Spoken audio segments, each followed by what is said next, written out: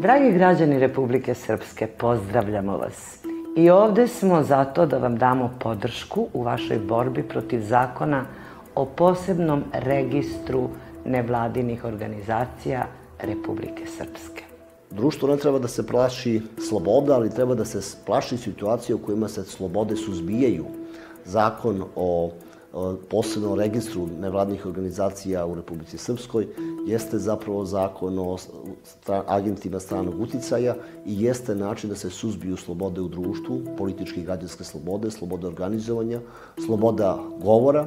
Mislim da je donošenje ovog zakona veoma opasno. Opasno, ako hoćete, po život građana. A zašto? Zato što se na taj način u stvari ukidaju prava građana. A država, kao što znamo, postoji zato da bi služila građanima. Pošto znamo da se to u stvarnosti ne dešava tako. Verujemo da je potrebno pružiti snažnu podršku građanima i građanskim organizacijama u Republici Srpskoj, koje su u proteklom periodu, u različitim periodima, uradile mnoge stvari za društvo, za građane, za konkretne zajednice, koje same institucije vlasti nisu učinile. Ove organizacije su zapravo velika ispomoć građanima u ostvarivanju njihovih građanskih ciljeva, ako hoćete, i svakodnevnih ciljeva.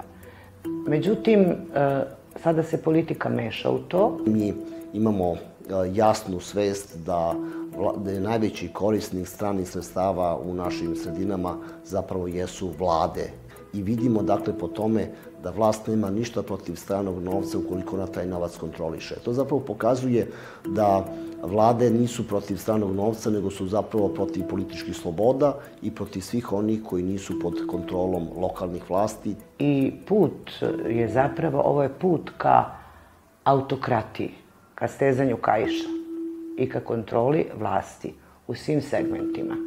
Takav zakon treba da odbace vrlo snažnim gestom u javnosti.